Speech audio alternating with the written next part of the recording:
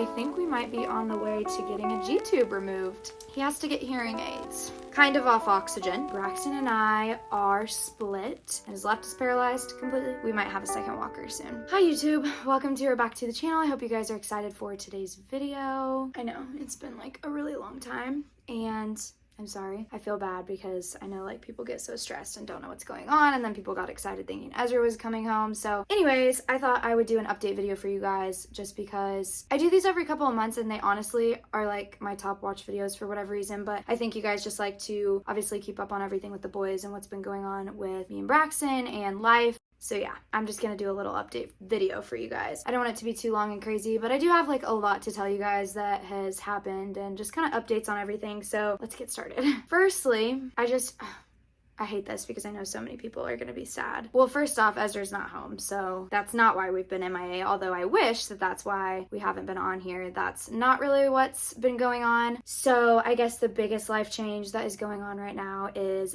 that Braxton and I are split, and I'm not going to get too much into it, and I also like want to start this by saying like any negative comments, I just delete them. I don't even pay attention. Half the time I just block people. As of right now, that's the decision that's been made. We are still very friendly with each other. We both see the boys the same amount. We're working really hard to just like co-parent and keep things as normal for them as possible. We're both seeing the boys pretty much the same as we were before. It's just like in kind of different shifts and weird schedules. We don't really have like a set like you can come this day or that day or be here this day or that day or stay this day or that day. It's just kind of like whatever fits with our schedules. And we're both being really flexible with it and just doing what we can to maintain what's left, I guess, and put the boys first. So that's like the biggest thing, I guess, that's going on. I'm not going to get into like why the breakup happened or, you know, are there any plans for us getting back together. As of right now, this is where we're at, and that's really like all I have on it. I don't know, it wasn't an easy decision, and I don't know like what's going to happen or come out of it, but as of right now, that's where we're at. I've just been trying to stay busy, which has been easy because obvious reasons, and I know Braxton's been doing the same thing. He's just working a lot right now and going to the gym, seeing the boys, whatever. So we're just kind of at that place. Like I said, I just don't really want to get too much into it because I just feel like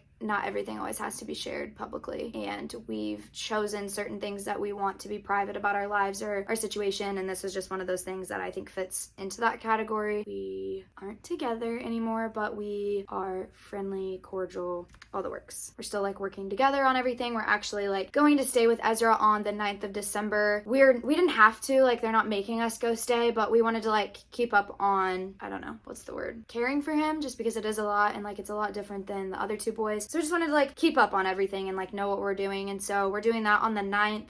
And yeah, like we're still maintaining as best we can. Anyways, I have a lot of updates on the boys. I just thought I would get that one out of the way. I've like really just been trying to stay busy and productive and, you know, have outlets for myself that keep me stress-free and busy, like I said. So I've been coaching cheer again, which I told you guys in a last update video, or I don't know, it's been a while, but I know I've told you guys that before. So we're actually like running into our comp season now. So we'll be going out of town for travel events or, you know, having local events, and then we have practices. So I'm out of the house for a couple hours a week, which is nice. And then obviously when there's competitions, I'm out even longer. I did want to talk to you guys really quick because today's video is sponsored by June's Journey. I'm like a game fanatic. I don't know if you guys know this, but I have like my games that I like cling to and I play, and it's like a guilty pleasure of mine. I'm like breaking out too right now, so just yeah, the stress. Anyways, so I have this new game that I've been playing called June's Journey. It's basically like a captivating mystery game. So it's like a hidden object mystery game, and it's set in the tone of the 1920s. There's like a huge cast of characters, and it's just like a really diverse plot, and you get to be your own detective. And if you guys remember, I was in criminal justice school before I got pregnant with the triplets, so I actually love this. It's like a thriller murder mystery story, and that's like all I spend my time doing is like murder mystery stuff. I swear that I'm a detective, so this is like actually funny that this like coincides so well with my life. I'm either like watching crime docs or now playing this game where I think that I'm like a real life detective. Each new scene or chapter is set by the main character June, and she's basically trying to solve who killed her sister. So just kind of keeps trickling along as the chapters and the stories move forward. I have a lot going on, so I like really need stuff that keeps me occupied, and I can't do like books or stuff like that because my mind just still travels off. But with this game, I've been like so focused on trying to solve it and figure out what's going on and finding the objects that it's just a really nice relax for me. Like I said, the game is free to download. You can download June's Journey for free using the link that is in my description box below.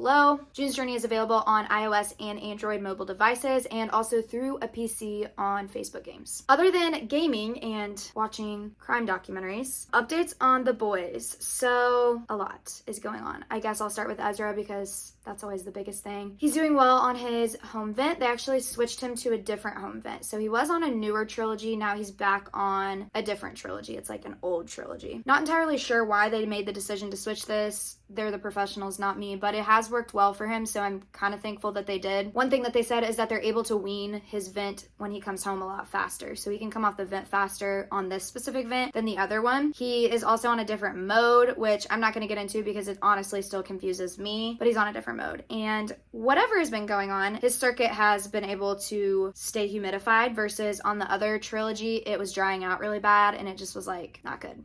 That's what I think was causing a lot of the plugging issues and whatever else. He is down to only being on 3 medications and then 2 inhalers, which is amazing because before he was on like 12 or something crazy. He is on the same feeding schedule as Daxon, minus the fact that he gets an hour or 30 minutes. It kind of just depends how fast we run the water, but he gets an hour of water before and after his feeds just to try and help manage his secretions. They're thick. They're like so thick. So we've learned to like lavage suction him, which is basically like dropping saline down his trach, letting it kind of like gurgle around, which he hates, but it kind of helps break up those things. And then we're able to like get those thick secretions out a lot easier. He had surgery. So he had a bronch done where it kind of just showed like he's still having obviously like really severe airway collapse, which we've known. And then one of his lungs is just like not good. The other one looks pretty good, but I think it's his right lung is...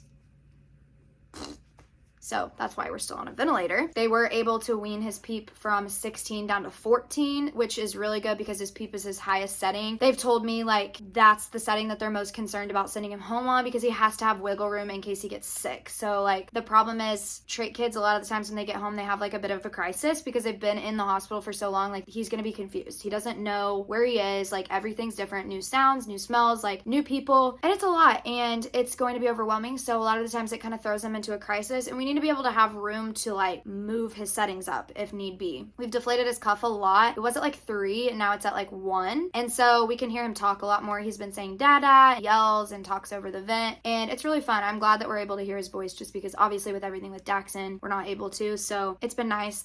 It's been really fun. He is rolling like a pro. He sits now completely unassisted, which took forever, but I feel like that's one of the hardest things for these babies to do, especially like if they're already behind developmentally, is sit because they're already like heavy fat, and so then he just got a lot of body weight. But he's doing so good with sitting now. He sits unassisted. He just doesn't know how to get out of it properly, so we'll have to work on that. But he's been wheeling around in this little stander. I'll put some pictures up for you guys so you can see, but it's literally the cutest thing, and I think we're going to get approved to have one in the home too, so that will be really nice for when he comes home. He's been practicing like standing up against things like couches and whatever else that's in the NICU. He's doing really great in his own room. Fingers crossed, no sicknesses or any issues, no bagging events lately. So I don't know, people keep asking when he's coming home. I like really don't know. It honestly is just dependent on him and if he behaves and if his settings stay at a solid level where they feel comfortable that they can send him home. We're currently fighting with insurance because they are basically arguing, saying that he could have been home by now and that they're not going to cover his stay anymore, which is crazy, but we're in the process of appealing it and I think it seems like everything will be okay. I'm not even going to stress about it because I don't have time to stress about that. I think that's it. If I think anything else with Ezra, I'll come back, but he is overall doing really well. Daxon is kind of the same. I mean, he's doing a lot of new things like developmentally. He's playing with like toys actively, reading books, like turning the pages, and he's starting to take steps. So finally, we might have a second walker soon. He takes a couple, but then when he figures out that he isn't holding on to something or that no one's like right by him, he's like, woo. And he's like really unbalanced. He's really, really uncoordinated. Love that kid, but like he is the clumsiest kid I've ever seen in my entire life. And like he just doesn't have a good sense of balance. So he falls over a lot, but it's fine. And he's really dramatic. Like he'll fall like a foot onto his butt and like cries. Like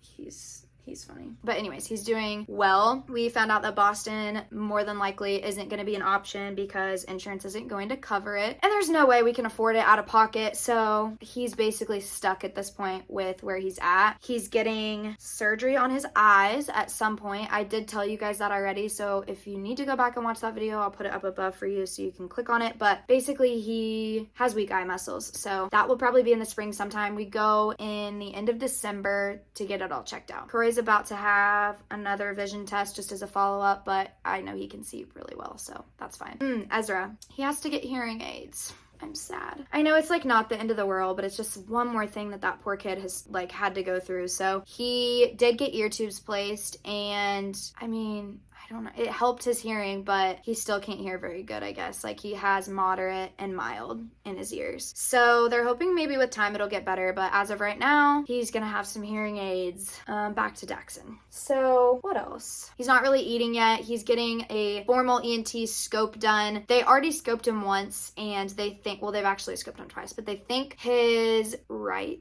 vocal cord is moving. Some. And his left is paralyzed completely, I think. So that is good news because that means he should be able to talk at some point. It's probably just going to be deep and raspy. He does say da da da da da da. It's so cute. Everybody says da da, not mama. Except Croy. There's also hope that that means he can eat at some point. We have a swallow study coming up to make sure he's not aspirating, and they basically want to decide should they do a surgery to move his vocal cord over. He could make more noise, but it could affect his swallow. So we kind of have to go through the whole process of that and see just like, I don't know, pros and cons, and basically decide what we want to do with that. He's down to eating only like 12 hours. No, that's a lie. 14 hours, and we're trying to get him to 13 because then he would just be on one nap and overnight, and it'd be like a lot easier. And Ezra's going to be on the same feeding schedule, so that will be nice too. I think that's it with him. Croy is crazy. He's saying so many new words, doing so many new things, and I think we might be on the way to getting a G-tube removed. Like slowly, still gonna be a while. Like, I don't know, could be even like a year. But Croy boy is eating like everything. I'll put up this little before and after picture of what he ate the other day. He's doing so good with it. And it makes me so happy because, I don't know, it'd be one less thing that we have to worry about. I also took him off with the approval of his doctor, of course. His medications, he was on a really, really low dose of a reflux med. I just took it away because I was like, I don't even think he has reflux anymore. He was having those puking issues until we finally found the right formula. And I think he's allergic to soy or dairy or something. Like, we'll have to figure that out. But as of right now, he's done so good. We took away his reflux meds and he's done great. And then he was on like a poop helper because we thought maybe that's why he was puking. He's not puking now, and he's pooped like 3 times today, and we've been off of it for a minute. So I'm excited for that because one less thing I have to worry about when Ezra comes home, hopefully. Oh, and Daxon, kind of off oxygen. I mean, we're like not fully off in the clear yet, but we are allowed to trial him, and he's been doing really good without it. So I sent the doctor a portal message today asking if we can do like an actual study again and see if he passes, because if so and he comes off oxygen, that would be one less thing that we have to worry about when Ezra comes home too. He's so cool. So we're evolving. Like, they're doing so many new things, and that's so many big changes, but good changes, good things happening. What else with Croy? He sprints around like a psycho. He's wild. I think the biggest thing with him is just how much he's been eating. So that's like really the most of the updates that I have. I have a lot of cool videos coming for you guys this month. I'm gonna do a what's on our Christmas list of a mom of triplet toddlers and what do you ask for, and just even for like, I don't know, kiddos that are like developmentally behind, kind of some of the things that we've asked for. That's like a combination of toys for all 3 of them because they're all at such different levels of like play right now. I'm also of course going to be doing day in the life vlogs, and I'm going to vlog the night that we stay the night with Ezra, with me and Braxton, and yeah, so much fun stuff coming. I'm sorry again that I have been so distant and gone. I promise to be better. It's just sometimes, you know, I take my little breaks. So we're back on right now. I love you guys so much. I appreciate you being here. Don't forget to click the link in my description box below to get that free app for June's Journey, and happy holidays. Merry Christmas. If you guys don't celebrate those, then just love you and hope that you're having a good month of December, and we will see you in the next video.